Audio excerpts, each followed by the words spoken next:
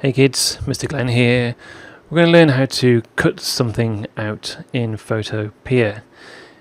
The issue sometimes you might find, especially with my computer, is that Chrome is really heavy on your computer. If you've got a couple of tabs open with some websites open in the background, I have to have this one open because it's my YouTube channel and I'm uploading things, so that slows things down as well. So if you have music in the background or stuff like that, it can slow down the tool use on PhotoPea, especially when it comes to things like lassos and cutting things out. So let's have a look at this straight away. I'm going to go and make a new layer in here. I'm going to call this collie, because I think this is a border collie.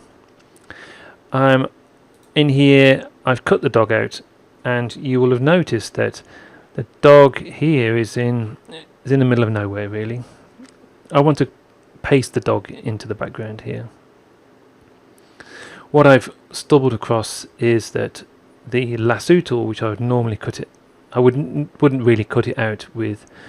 I've had to go and erase everything around it because of how slow my Chrome is. So what I'm going to do now is I'm going to go to edit and I'm going to copy this. I'm going to go into the collie and then I'm going to paste it in there, and you can see it's just appeared in there. Just to show you that I would have gone edit and then paste, I use Control V, and so you will also have noticed that the lasso has disappeared as well. So let's go and turn this off for a second, and I've had to go and cut this out, and you can see the issues that you have when you cut things out. You have a lot of detritus, or you have artifacts around the outside where you can see the colouring of the background that the original photo is in.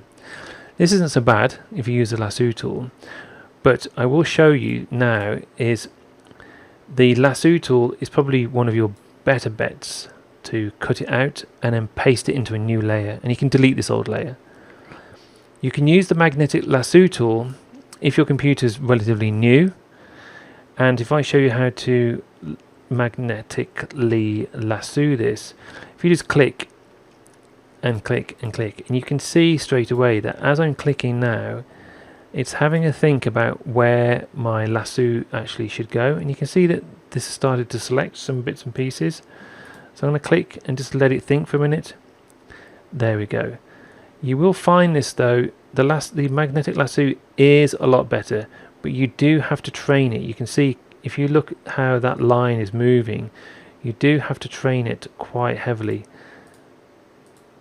but you will get a better selection because the computer will do the selection and the color selection for you as you go down.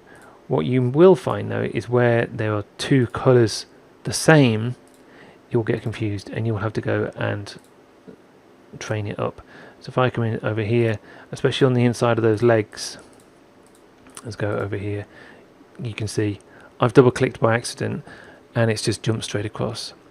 So it's going to take a bit of playing around, but use the lasso tool mostly, and then you will have to be quite destructive as I've mentioned before, because normally we would mask this, but you're going to have to rub it all out. Right, that's cutting things out. As always, year 6, good luck.